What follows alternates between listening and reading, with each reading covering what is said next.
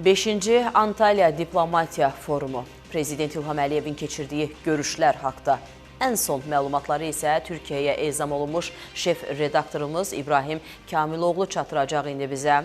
Axşamınız xeyir olsun İbrahim. Axşamınız xeyir. Salam, hər vaxtınız xeyir Ülker. Bəli, 5-ci Antalya Diplomatiya Forumunun ilk günü başa çatdı. İlk ondan başlayayım ki, Prezident İlham Əliyev forum çərçivəsində Suriyanın keçid dövrü prezidenti Əhməd Əl-Şara ilə görüşdü. Görüş zamanı müxtəlif məsələlər müzakirə olundu. Həmçinin Azərbaycanın Suriyaya daim dəstək göstərdiyi bildirildi. Buna görə Suriya prezidenti Azərbaycan prezidentinə təşəkkürünü bildirdi. Prezident İlham Əliyev isə qeyd etdi ki, Azərbaycan yenə də daim Suriyaya öz dəstəyini nümayiş etdirəcək, dəstəyini göstərəcək. Burada qeyd olundu ki, Azərbaycan qazı Türkiyə üzərindən Suriyaya göndərilir və dəstək daim davam etdiriləcək. Həmçinin Suriya prezidenti Azərbaycana səfərə dəvət olundu və səfəri Suriya prezidenti məmnunluqla qəbul etdi.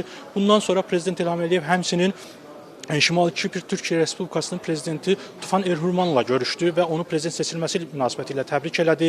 Azərbaycanın Şimali Kiprə göstərdiyi dəstək yüksək qiymətləndirildi və Prezident İlham Əliyev burada da bildirdi ki, Azərbaycan dəstəyini, Şimali Kipr Türkiyə Respublikasının dəstəyini daim davam etdirəcək. Həmçinin Şimali Kipr Türkiyə Respublikasının Türk Dövlətləri Təşkilatına müşahidəçi üzv kimi qəbul olunması yüksək qiymətləndirildi. Bunun önəmi vurğulandı və bu sahədə də müxtəlif müzakirələr ümumiyyətlə iki tərəfi maraqlandıran məsələlər ətrafında fikir mübadiləsi aparıldı. Həmçinin Prezident İlham Əliyev Moldova prezidenti Maya Sandu ilə də görüşdü. Görüş zamanı müxtəlif ikitərəfli münasibətlərin perspektivləri ilə bağlı məsələlər müzakirə olundu. Enerji məsələləri ilə bağlı perspektivlər müzakirə olundu. Həmçinin Moldova prezidenti Azərbaycan prezidentinə çox önəmli dövrdə, vacib Moldovaya ehtiyac olan dövrdə göstərilən dəstəyə görə, yardıma görə Azərbaycan prezidentinə təşəkkürünü bildirdi.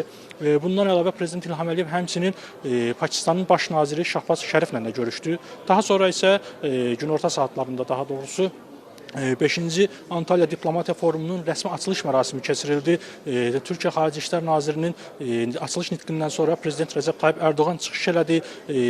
Bu forumla bağlı ümumiyyətlə hazırda dünyada baş verən məsələlərlə bağlı müxtəlif fikirlər səsləndirdi, öz mövqeyini bildirdi və dedi ki, hazırki dövrdə diplomatiya, müzakirə ən əsas məsələlərdən biridir. Həmçinin Türk Dövlətləri Təşkilatının önəminə toxundu. Buradakı məsələlərdə əsasən bildirdi ki, yəni Türk Dövlətləri Təşkilatının bu dəqiqə əsas mövqeyi odur ki, vahid xarici siyasəti müəyyən olunsun və Türk Dövlətləri Təşkilatının özü də ən önəmli platformalardan birinə çevrilib. Yəni, bu məsələdə qeyd olundu və bildirildi ki, ilin sonunda sədrlik Azərbaycandan Türkiyəyə keçəcək.